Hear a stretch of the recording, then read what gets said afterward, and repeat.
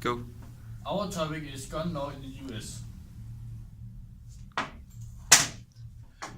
Our outline. First, we hear a little about Sandy Hook,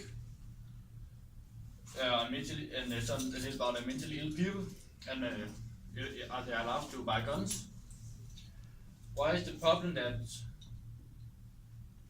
the people can go buy guns? What is Sandy Hook Elementary School shooting? When did it happen? The Sandy Hook incident happened in December 14th, 2012. What happened is this guy named Adam Lanza walked into this elementary school to start school shooting, where he killed 28 individuals, including himself. So that's 20 students by the age of 6 to 7 years old, and 6 teachers, then himself and his mother.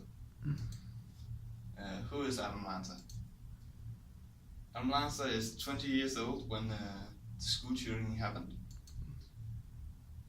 He has a family of 4, his mom, his dad, that got divorced, Nancy Lanza, and Peter Lanza, and he also has a brother named Brian Lanza. Mental health. Adam Lanza had suffered from depression, OCD, Asperger's syndrome, and depression. You said that already. Fuck. Just go. What is Adam Lanza's gun relations? Adam Lanza had a fire gun with him when he did the shooting, 2 shotguns in his car, and 2 handguns and a assault rifle on him when he was in school. The reason why he has the skill to reload and hold recoil is because his mom took him down to some shooting practicing range where he learned to use a gun. What did the incident happen? The reason is no one really knows. Several sources have claimed that they have no idea why he did it, and it's unknown by today too. So after the school shooting, Obama, whom was president at the time, wanted to put in a new rule that prevented people with a mental illness from buying guns. It was estimated that around 75,000 people were affected by this new rule. The rule was heavily criticized by the NRA and civil rights, and also many people thought it was a break of the Second Amendment, which gives everyone the right to bear arms. So Trump abolished the rule almost immediately after he was put into office, due to those reasons I mentioned before. Another reason why the rule was abolished was because that scientific research showed that there was no link between mental illness and violence.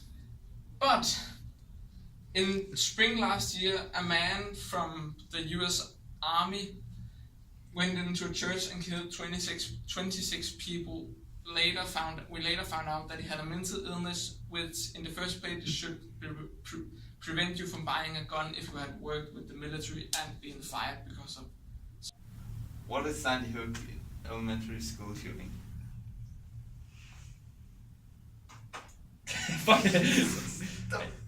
Jeg tror bare, nej. Tag lige forfra det. Are guns the reason for the high amount of homicides in the US? In other countries, they have weapons too, and we know that the homicide rate in America is much higher than almost any other country. There is few exceptions, like Mexico, but we're going to talk about that later. You can see, for example, Australia is a bad example because there's not a lot of people living in close areas, but still, they have guns in Australia, and only 1.4 out of a million people get shot. Whereas in America, that's 29.7.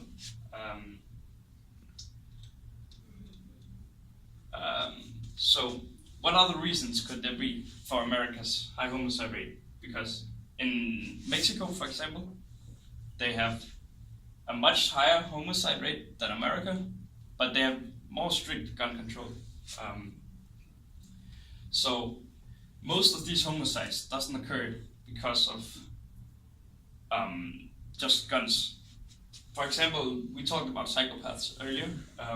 Not psychopaths, but people with mental illness. And here's some text I took out of an article, and it says that 3 to 5% of all violent acts, which causes death, are caused by mental illness, which means that maybe only around 1 or 2 of these 30 people get killed by mentally ill people. So it's not something we can just blame on the mentally ills. The Americans themselves, they blame it on poverty and substance/drug abuse. Because if you're an average white male living in, for example, in New York, where there lives a lot of people, the chance of you getting shot is close to 0. It's not like when you go outside in America you get shot. That's not how it is. Usually you have to have some kind of involvement in drugs and other shady business to actually be in the danger zone. The reason why that might be right is because we know that in America the poverty is very much different from Denmark.